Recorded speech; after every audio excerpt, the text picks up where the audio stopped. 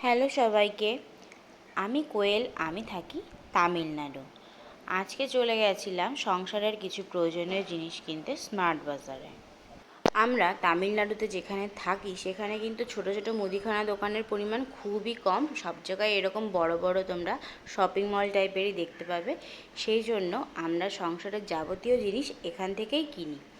আর আগে বাইরের থেকে ফ্রুটস কিনতাম, কিন্তু আমরা যেহেতু এখানকার লোকাল লোক না, তারা কিন্তু আমাদেরকে আগে প্রায় ঠকিয়ে নিয়েছে, সেই জন্য ফ্রুটসও আমরা এখান থেকেই নিই।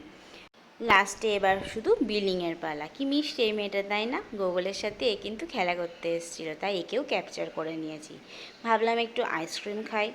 আইসক্রিম খেতে খেতে গুগলকে দিলাম লাস্টে একা খেতে আইসক্রিম, কিন্তু সে যা করলো, সাদা জামাটা পরে কিন্তু আমার বাড়ি এসে আবার কাচতেও হয়েছে।